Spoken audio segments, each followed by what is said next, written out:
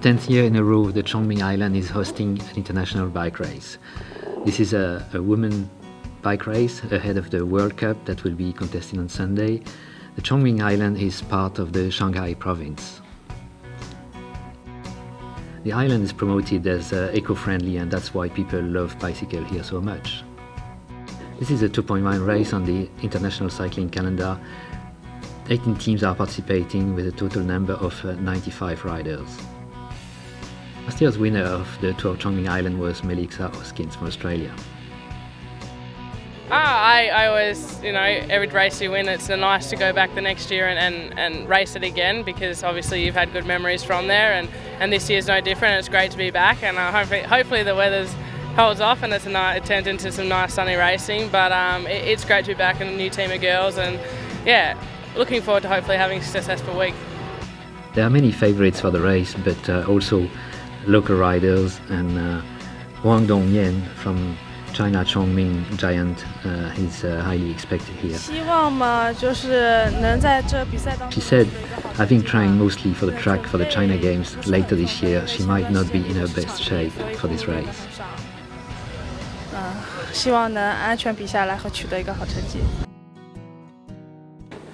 Let's have a look at the map of today's race. It's a pretty simple course with mostly straight roads and some headwind in the first third part of the stage, a U-turn including the first hotspot sprint, then the race will have some headwind, and it will be all ready for what everyone expects to be a bunch sprint. There are no King of the Mountains because the highest peak of the Chongming Island is only 4.5 meters above sea level. All the riders were talking at the start about bunch sprint, so there was a very few chance that it would be any other type of finish.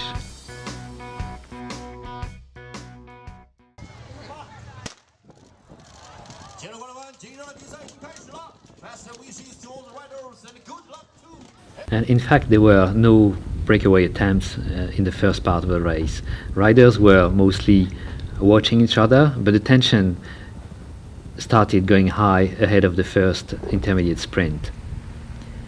And there was a crash, but on the left side of the road, we can see Chole Hosking coming first, and that was very important for the time bonus and for the green jersey that she's also targeting. The wind was the major factor in the second part when the speed went higher, and we can see the riders gearing up for the sprint. Orica AIS team from Australia being very active, and that was for Annette Edmondson to take the second hotspot sprint of the day. But there was one team that didn't really want a bunch sprint finish, and that was a high-tech team. High-tech team is from Norway, but very multinational team. However, the Rus Velo team also wanted a breakaway and brought them back. Teamwork is crucial when it comes close to a sprint, and we can see the speed going higher and higher, and that's how the riders have reached an average of more than 41 kilometers an hour. The high-tech team was not the only one who wanted a sprint. The Wiggle Honda team, working hard for Giorgia Bronzini, a former world champion who was also picked as a hot favorite.